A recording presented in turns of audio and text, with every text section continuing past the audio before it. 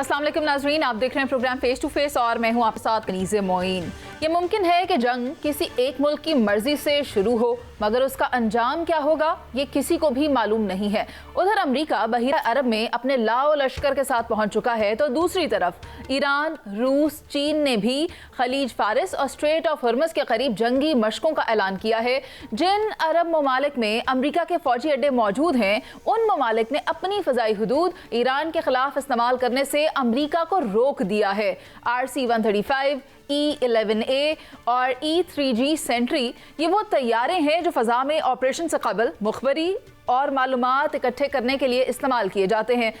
इन की अगर बात की जाए तो अमेरिका इन तैयारों की फ़ज़ा में मौजूदगी का मतलब ये है कि अमेरिका ईरान में हमले के लिए अहदाफ को तलाश कर रहा है और उनके कोऑर्डिनेट्स को भी बारीकी से देख रहा है। अगर ईरान ने भी मज़ीद 1000 ड्रोन जंग के लिए तैयार कर लिए हैं, बहीरा अरब में अमेरिका की पहले से मौजूदगी और खलीज फारिस, गल्फ ऑफ ओमान में ईरान, रूस और चीन की बहरी मशकें भी अगर गौर से देखा जाए तो ट्रंप की जारहाना पॉलिसीज़ तेल पैदा करने वाले ममालिक के लिए एक नई जंग साबित होती दिखाई दे रही है। बहुत से सवालात हैं, लेकिन कोशिश करेंगे कि प्रोग्राम का जवाब तलाश करें। पैनल में मेरे साथ मौजूद हैं ब्यूरो चीफ पंजाब शहजाद हुसैन भट्ट, मुझे प्रोग्राम में ज्वाइन कर रहे हैं major general retired Samresh Salik और साथ मौजूद हैं air marshal retired Ejaz Mahmood Malik. गुफ्तगू का आगाज़ मैं करना चाहूँगी समरेश सालिक साहब आपसे।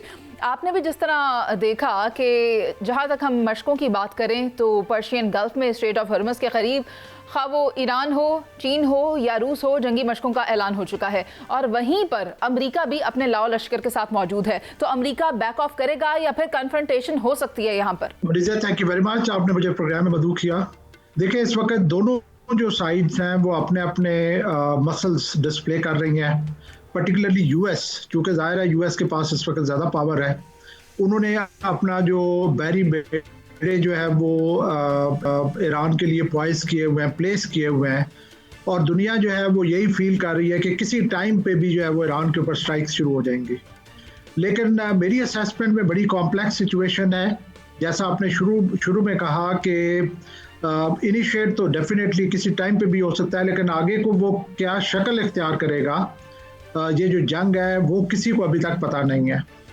मिडिल ईस्ट में जितने ममालिक जहाँ पे के अमेरिका के बेसिस हैं, उन्होंने वो तो इंक्लाइन है कि अमेरिका उनके बेसिस को ना यूज़ करे, बिकॉज दे फियर कि उसका बैकलैश ईरान का उनके ऊपर आएगा। और इस वक्त जो लेजिटिमेट टारगेट अगर अमेरिका तलाश कर रहा है ईरान में, तो ईरान के पास भी लेजिटिमेट टारगेट्स हैं अमेरिकन इंटरेस्ट के, लाइक वो बेसिस अगर वो इस्तेमाल होते हैं या ईरान कैन डिसाइड कि अगर नहीं भी इस्तेमाल होते। एंड सेकंड जो है वो इजराइल है और थर्ड जो उनके जो एयरक्राफ्ट कैरियर्स हैं, जो बहरी बेड़े हैं जो कि इस वक्त इंडियन ओशन में मौजूद हैं और वो किसी टाइम पे भी स्ट्राइक कर सकते हैं। मेरे नज़दीक मैं जब प्रेसिडेंट ट्रंप की पर्सनालिटी को देखता हूँ तो मैं ये समझता हूँ कि वो एक प्रेशर डालने की कोशिश कर रहे हैं।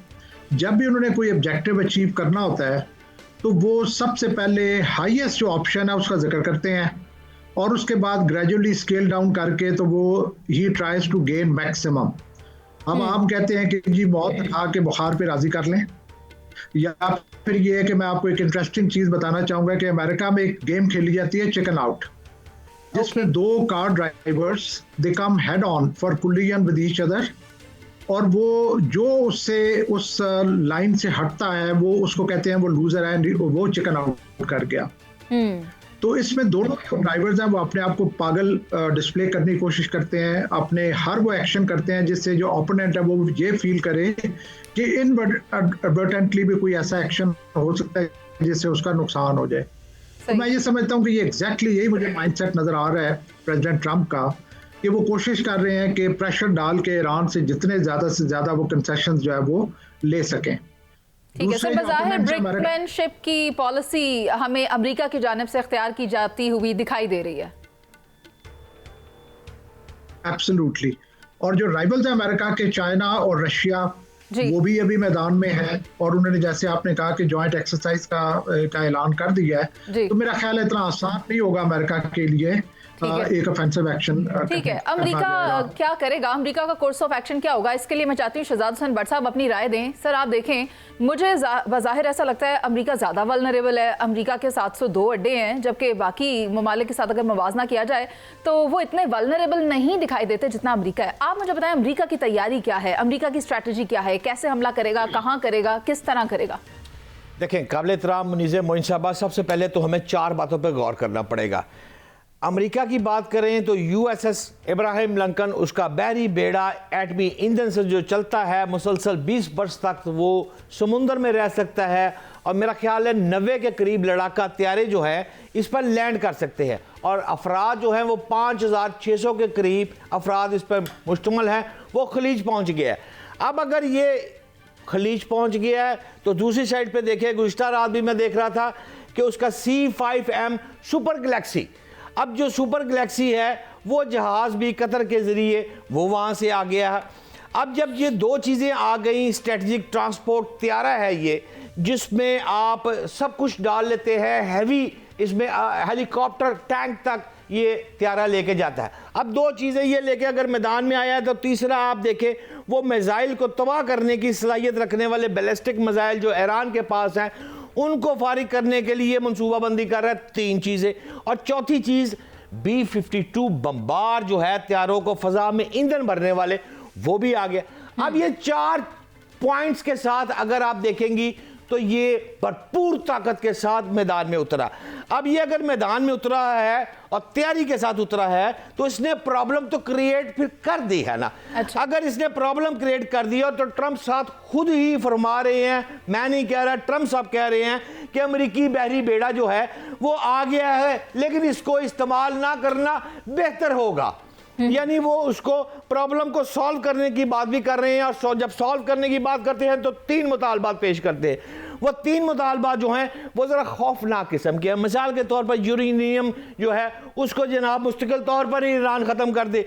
दूसरा वो कहता है कि ईरान के जो इनकलाब वाले लोग हैं उनको जनाब हमास, हिजबुल्लाह और यमन में सरगोशी जो है, ये सारी बातें जो है ना, इन चीज़ों को फारग करके तीसरा पॉइंट अहम जो है वो ये कहता है कि इन पर पाबंदियाँ लगा दी। अच्छा, अगर ये 3 पॉइंट वो प्रॉब्लम सॉल्व करने के लिए ला रहा है मैदान में, तो आप वॉल स्ट्रीट को पढ़ ले, वो ये कह रहा है कि ईरान जो है इसको मानने के लिए तैयार बज़ाहिर उसको नज़र नहीं आता। और आखिरी 2 बातें सिर्फ मैं ये ज़रूर अर्ज़ करूँगा, जैसे आपने फरमाया कि कौन से ममालिक होंगे, सवाल का आखिरी हिस्सा, तो मैं सीधा से 3 फिक्र ये कहूँगा, अगर जंग खुदा न खास्ता हो गई और ये जंग हुई तो इसराइल और बरतानिया तो खुल के सामने आएंगे, लेकिन खामोश सूरत जो होगी वो कतर, बहरीन, कुवैत और उर्दन की होगी। हाउएवर सऊदी अरब और यूनाइटेड अरब एमिरेट्स जो है वो मेरी इत्तला के मुताबिक, और जो उन्होंने बयान भी दिया है, वो इसमें इनका साथ नहीं देंगे। यानी कि अमेरिका अभी सिर्फ शो ऑफ पावर कर रहा है, यूज ऑफ पावर का इरादा नहीं रखता। तो ऐसे में इजाज महमूद मलिक साहब, जैसा कि मैंने पहले भी बताया कि बारीकी से अमेरिका जायजा ले रहा है ईरान का, और उसके E-11A, RC-135 और E-3G सेंट्री फजा में मौजूद हैं, जो कि अहदाफ को देख रहे हैं कि कहाँ कौन कौन से अहदाफ को निशाना बनाना है। ऐसे में ईरान के पास काउंटर स्ट्रैटेजी क्या है, आप क्या देखते हैं, ईरान अपना डिफेंस कैसे करेगा? बहुत शुक्रिया मुनीज़। जैसे अभी जनरल साहब ने बात की, मैं उनकी बात से मुकम्मल इत्तेफाक करता हूँ कि ये इन एसेंस ये ब्रिंकमैनशिप है, और ये टिपिकल प्रेसिडेंट ट्रंप का जो वो बुलिंग होता है ना, रेटोरिक, और ये उसी की मैनिफेस्टेशन है।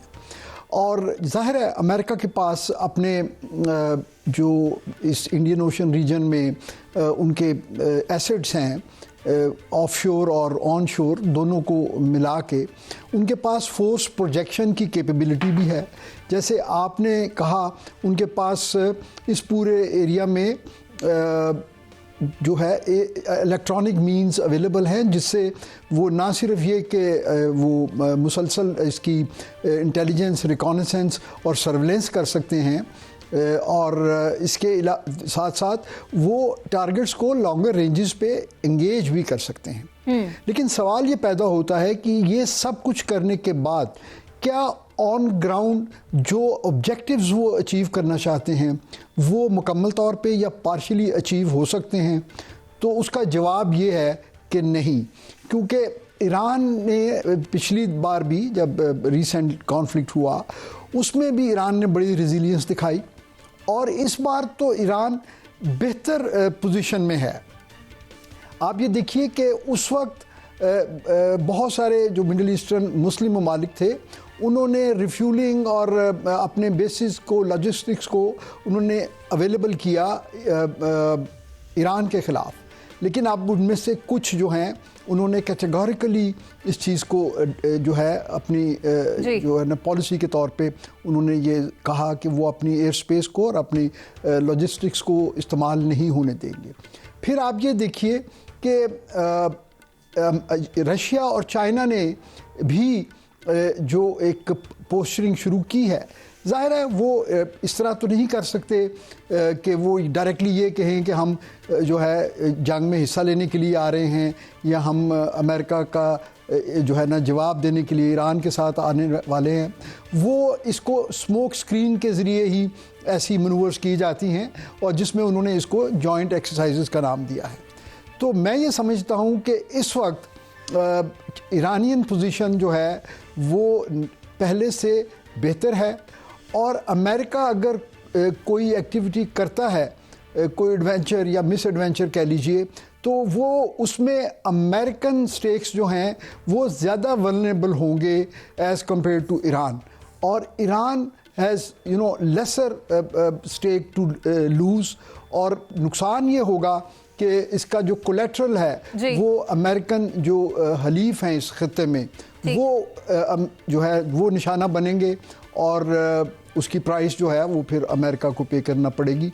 तो मेरा अपना ख्याल ये है कि बेटर सेंस वुड प्रिवेल, और ये जो है इसमें किसी स्टेज पे किसी न किसी प्रिटेक्स्ट पे ये चीज़ें जो हैं वो डिफ्यूज़ हो जाएंगी। ठीक है, यानी ये कहना दुरुस्त होगा कि ईरान अब की बार भरपूर तैयारी के साथ आ रहा है, अपने ड्रोन्स जो हैं वो उनको भी सेट कर चुका है, नया डिफेंस सिस्टम बहुत ज़्यादा मौसर है और अमेरिका की ईंट से ईंट बजाने की सलाहियत भी रखता है।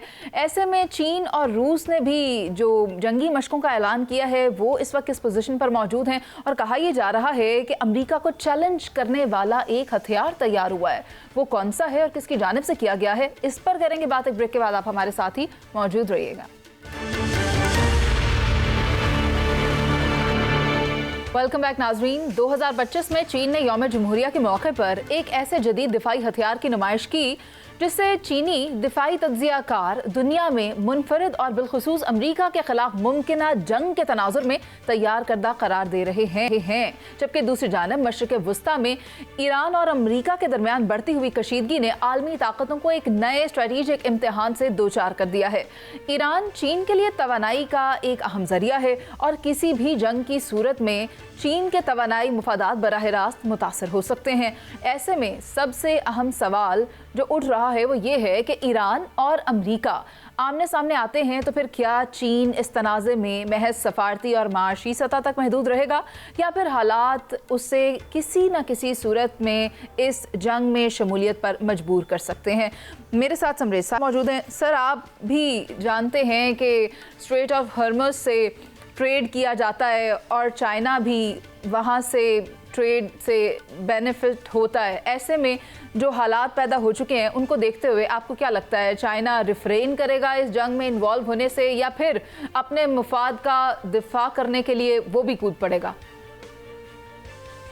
देखिए, हमने ये समझना होगा कि जो अमेरिका और चाइना की जो राइवलरी चल रही है, जो कि 21st सेंचुरी की मेन राइवलरी है और एक न्यू जियोपॉलिटिकल गेम है, उसमें वाइल अमेरिका की तो कोशिश है कि वो चाइना को ड्रॉ इन करे किसी लड़ाई में, लेकिन उसमें उसकी कोशिश ये होगी कि किसी प्रॉक्सी के साथ चाइना को लड़ाया जाए रादर देन डायरेक्ट कन्फ्रंटेशन हो चाइना की अमेरिका के साथ। मिडिल ईस्ट में बहुत क्लियर कट स्टेक्स हैं चाइना के।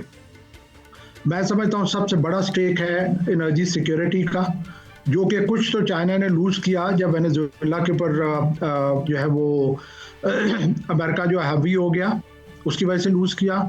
सेकंड जो स्टेक है वो जो चाइना की जो फ्यूचर एम्बिशन है कि इंडियन ओशन में वो डायरेक्ट एक्सेस हासिल करे थ्रू सी पैक, उसके जेपरडाइज होने का खतरा है अगर ईरान में कोई इस तरह की एक्टिविटी हो जाती है। और तीसरा मैं समझता हूँ कि जो वो इन्वेस्टमेंट कर चुके हैं या आगे फ्यूचर में प्लान है, चाइना ने ईरान को 400 बिलियन की इन्वेस्टमेंट ऑफर की थी 25 ईयर्स में। तो चाइना के तो ये सारी चीज़ें जो स्टेक्स हैं, इनको देखते हुए मैं नहीं समझता कि चाइना जो है वो सिर्फ सफारती महाज तक अपनी एक्टिविटी को जारी रखेगा, बल्कि चाइना को एक्टिव इन्वॉल्वमेंट या ये जो है ईरान के पीछे खड़ा होना पड़ेगा, जैसे चाइना पाकिस्तान के पीछे खड़ा हुआ था जब इंडिया के खिलाफ एक बार का आजमाई हुई 2025 में। जो आप वेपन का जिक्र कर रही हैं, मुझे आई एग्जैक्टली डू नॉट नो कि आपके ज़हन में क्या है, लेकिन एक मिसाइल जो है वो उन्होंने डिस्प्ले किया था। कौन सा? जिसका टाइटल समथिंग 61, जिसके जी मैं उसी की बात कर रही हूँ। आप बिल्कुल दुरुस्त पहुंचे हैं, DF-61 की बात कर रही हूँ, लेकिन उसको हम तफसील से डिस्कस करेंगे अभी। मैं चाहूंगी कि एजाज महमूद मलिक साहब के पास ये सवाल ले जाऊं, मैंने ये उनके लिए संभाल के रखा हुआ था। तो एजाज महमूद मलिक साहब, आप मुझे बताएं, ये जो DF-61 है, कहा जा रहा है कि ये बहुत ही खतरनाक है, इसके अंदर 60 न्यूक्लियर बॉम्ब्स हैं जबकि एक हाइड्रोजन बॉम्ब है। चीन वो वाहिद मुल्क है जिसके पास ये हाइड्रोजन बॉम्ब है, तो किसके लिए रखा हुआ है चीन ने ये संभाल कर, किस पर करना है इसका इस्तेमाल? देखिए, ये जो वेपन है, जो इसके पैरामीटर्स उन्होंने जिस डिस्प्ले का आप जिक्र कर रही हैं, उसके बाद जो आया मीडिया में, उसमें देखिए एसेंशियली बाय डेफिनेशन ये एक स्ट्रेटजिक वेपन है।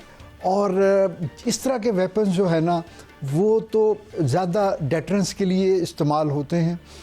उनका प्रैक्टिकल ऑपरेशनल यूज़, इवन जो इसके बनाने वाले या जो पोटेंशियल यूज़र होते हैं, वो भी उसके थ्रेशोल्ड्स उन्होंने काफ़ी जो है ना सेंसिटिव रखे होते हैं, क्योंकि ये एक ज़ाहिर है बहुत डेवस्टेटिंग और डिस्ट्रक्टिव जो है ऑप्शन होती है। चाइना अभी तक आप ये देखिए कि चाइना ने पिछले 3 दहाइयों में जब बहुत ज़्यादा इकोनॉमिक जो है प्रोग्रेस हासिल की और इकोनॉमिक लीडर वो दुनिया के बने, उसके साथ साथ उन्होंने अपनी मिलिट्री कैपेबिलिटी को, आईटी जो सपोर्ट करती है और साइबर स्पेस, वो जितने फोर्स मल्टीप्लायर्स हैं एक वॉर पोटेंशियल के लिए, उन्होंने उसमें भी एक्सेल किया है। आज का चाइना जो है ये वो चाइना नहीं है जिसके बारे में वेस्टर्न मीडिया जो है हमेशा से ये प्रोपेगेंडा करता था कि ये एक चीपर कॉपीज़ बनाते हैं चीज़ों की। ऐसा नहीं है। अब तो उनकी बनाई हुई चीज़ें जो हैं वो ख़ुद वेस्टर्न वर्ल्ड और अमेरिका में जो है ना बड़े शौक़ और जो है ना इश्तियाक से लोग इस्तेमाल करते हैं जी। तो चाइनीज़ जो पॉलिसी है वो ट्रेड की है, वो कम्युनिकेशन की है, जंगों की नहीं है। सर ये भी है अपना बज़ाहिर हाथी के दांत खाने के और दिखाने के और है यहाँ पर।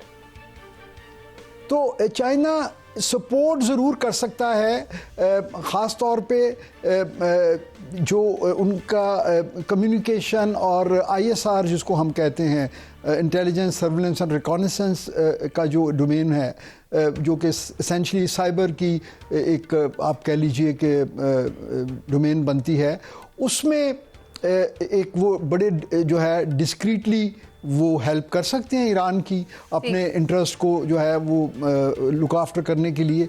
देखिए, ना सिर्फ ये कि ईरान उनका एनर्जी का सोर्स है, बल्कि जो तीनों बड़ी इंडियन ओशन रीजन की सी लाइंस ऑफ कम्युनिकेशंस हैं वो इस खित्ते से गुजर रही हैं। तो अमेरिकन पोस्चरिंग जो है वो सिर्फ एनर्जी सिक्योरिटी को इफ़ेक्ट नहीं कर रही, वो तो बेसिक चीज़ है ही है।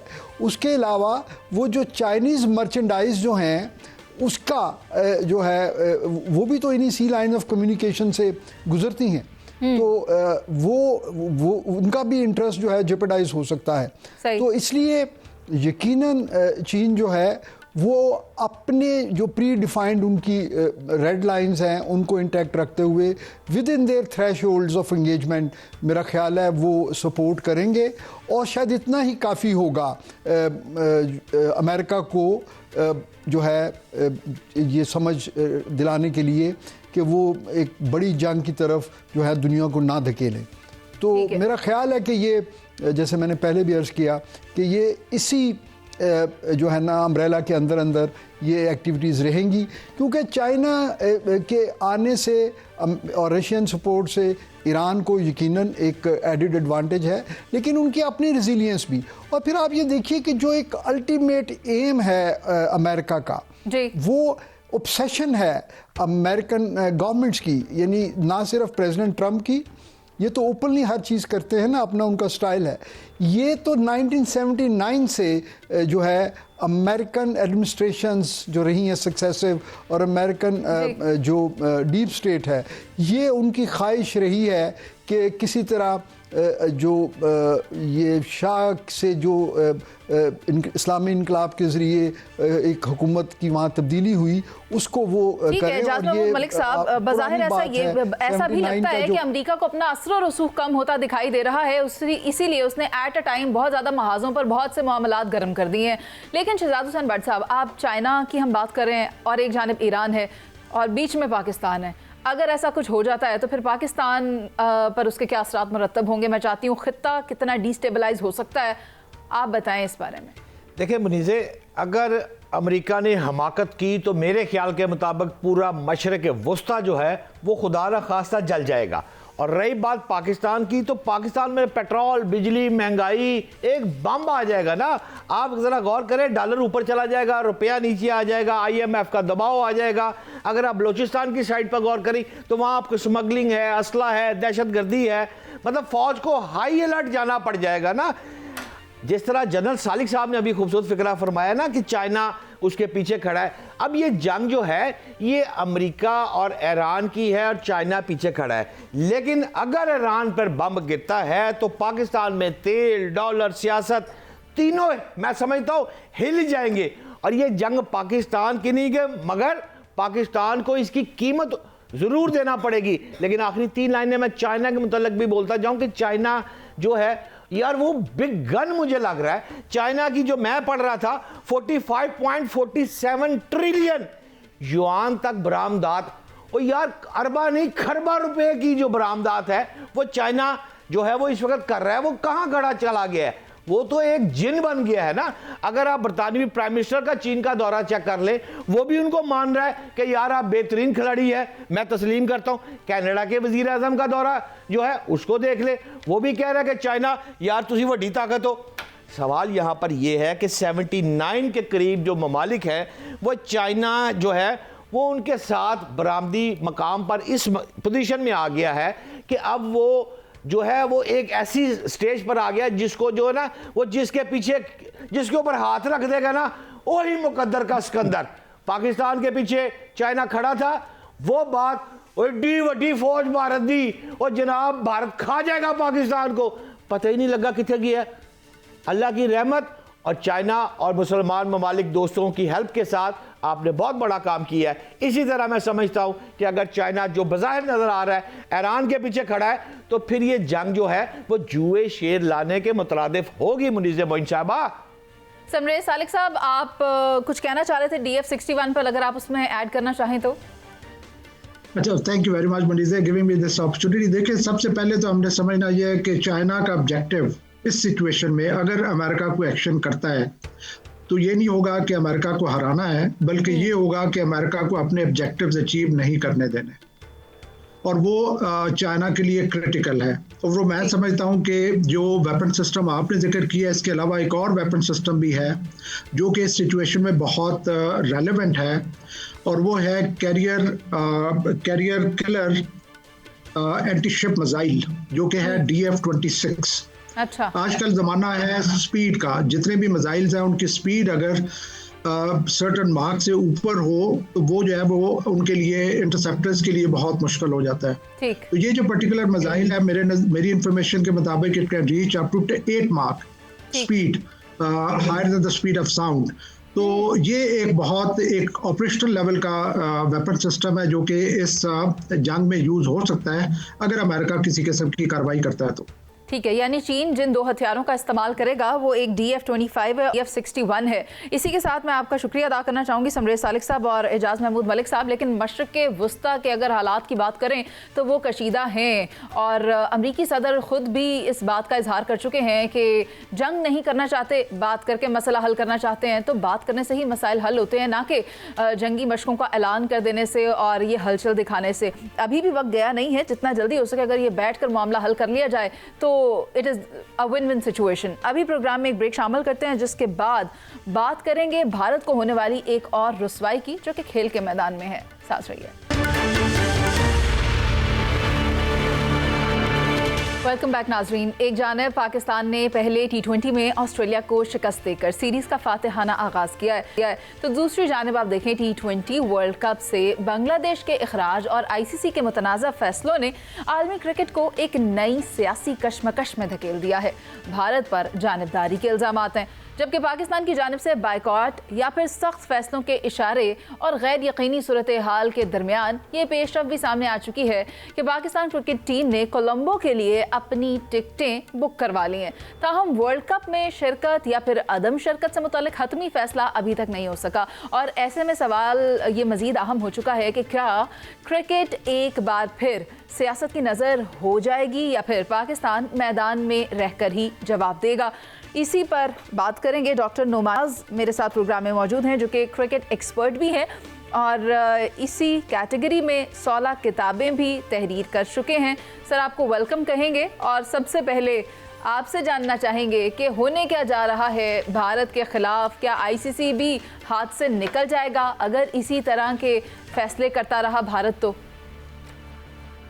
देखें जी, सबसे पहले तो अब एक इंडियन जर्नलिस्ट हैं शारदा उगरा, उन्होंने बड़ा ब्यूटीफुली डिफाइन किया था। उन्होंने कहा था कि जो ICC है ना वो BCCI का दुबई ऑफिस है और इसमें एक चीज़ अब हमें बड़ी क्लियर होनी चाहिए कि बेसिकली फीफा जो फुटबॉल की है वो गवर्निंग बॉडी है, लेकिन जो ICC है वो लेजिस्लेटिव बॉडी है, डेमोक्रेटिकली चलाई जाती है और फुल मेंबर बोर्ड्स पे के वोट पे चलती है। तो अगर आप देखें तो हर फुल मेंबर का एक वोट है, यानी कि बांग्लादेश जो है वो टेक्निकली इक्वल है इंडिया और पाकिस्तान, ऑस्ट्रेलिया या इंग्लैंड से।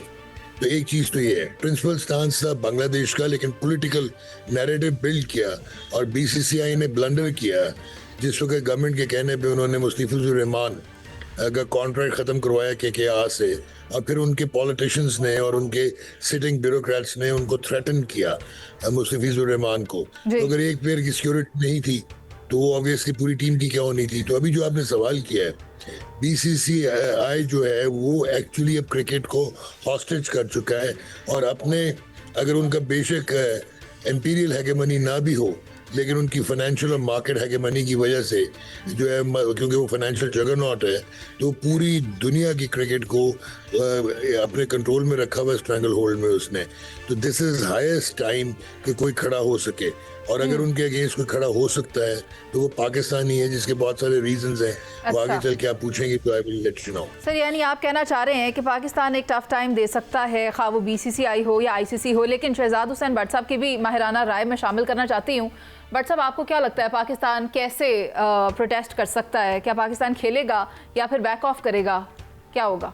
देखें, काबिल एहतराम बात यह है कि अगर भारत के साथ आप नहीं खेलते, T20 की बात अगर आप कर रहे, तो पाकिस्तान ने तो सबसे पहले देखे ना, मंडे तक इसको मुलतवी कर दिया गया। आज फ्राइडे है, अब पीर को मेरा ख्याल है फैसला होना है।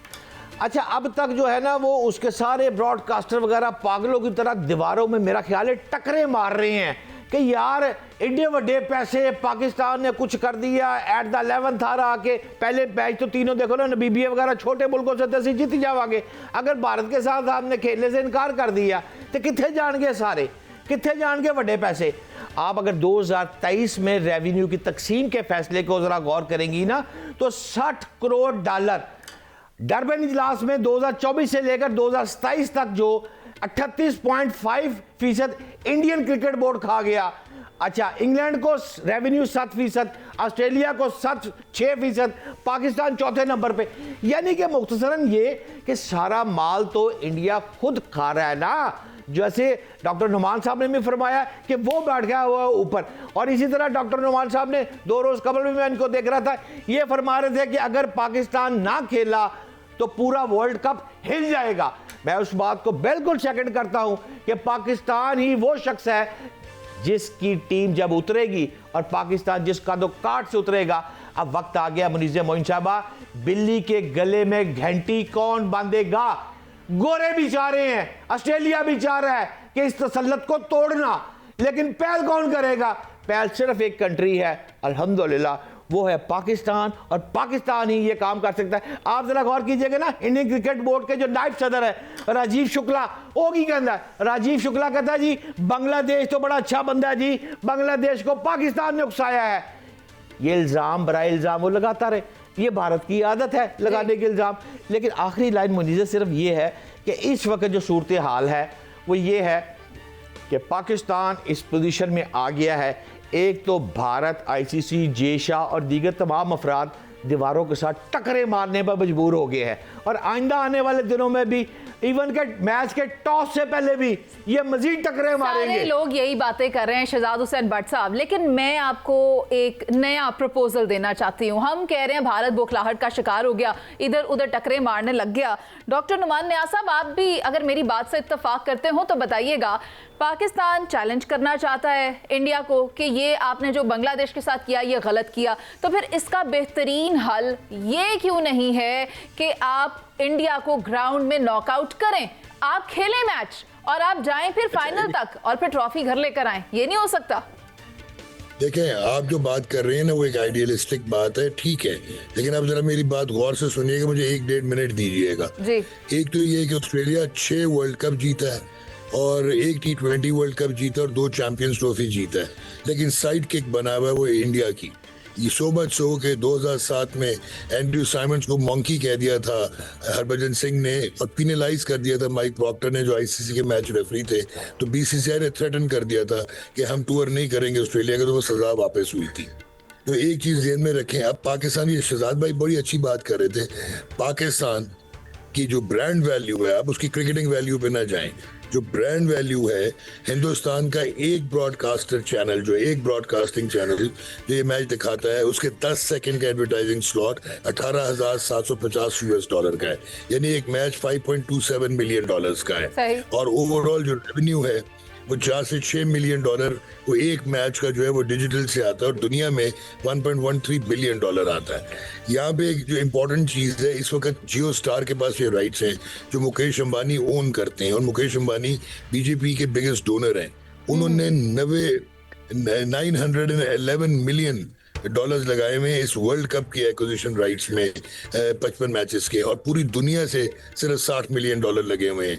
अभी उन्होंने $1 बिलियन के राइट्स कम करवाए हैं क्योंकि उनको नुकसान हो गया था जब वेस्ट इंडीज में और यूएस में 2024 का वर्ल्ड कप हुआ। इंडिया और पाकिस्तान की, आपको शायद लगता हो कि टीम की कंपटीशन अब नहीं है और इंडिया सुपीरियर टीम हो गई है, लेकिन आप हैरान होंगी 2021 के वर्ल्ड कप में 167 मिलियन व्यूअर्स थे, 2023 में 265 मिलियन व्यूअर्स थे, और आईसीसी चैंपियंस ट्रॉफी का मैच जो वन साइडेड था अभी 2025 में, उसमें कंटार रेटिंग में नंबर 1 था। तो इस वक्त जो बात है वो बांग्लादेश को सपोर्ट करने की नहीं है, वो इंटरनेशनल क्रिकेट को आज़ाद कराने की है, क्योंकि आईसीसी खत्म हो चुका है, एक पॉलिटिकल टूल है इंडिया का, और ये कॉन्फ्रंट करता है इंडिया पाकिस्तान को। अगर इंडिया 2008 के बाद पाकिस्तान नहीं आया, बायलैटरल सीरीज नहीं खेलता, और हम, आपने देखा होगा कि 2017 की चैंपियंस ट्रॉफी में हम डिफरेंट पूल में थे क्योंकि हम नंबर 8 पे थे, लेकिन ब्रॉडकास्टर ने एक पूल में करवाया, उसके बाद से आज तक इंडिया पाकिस्तान एक पूल में है। तो अगर आप इंडिया से बायकॉट करते हैं आईसीसी मैचेस का, आप टूर्नामेंट बायकॉट ना करें तो सर मुझे वन वर्ड आंसर दीजिएगा, जय शाह ने ये टाइटल ओन किया है या अर्न किया है? जय शाह ने ना टाइटल ये ओन किया है या अर्न किया, मैनिपुलेट किया, ऑर्केस्ट्रेट किया है, और वो इस क्रिकेट में 3 साल के लिए नहीं 6 साल के लिए चेयर होंगे आईसीसी के। उन्होंने हैंड पिक से चुका है, संजोग गुप्ता अपना सीईओ भी लगा लिया है। पूरी इंडिया ने ऑक्यूपाई किया हुआ है आईसीसी को, और कोई खड़ा होने को तैयार नहीं है, बिकॉज जो मैक्सिमम रेवेन्यू है 70% ब्रॉडकास्ट का और 75% टोटल क्रिकेटिंग रेवेन्यू एडवर्टाइजिंग का वो इंडिया से आता है। वो इसको एक्सप्लॉइट कर रहा है।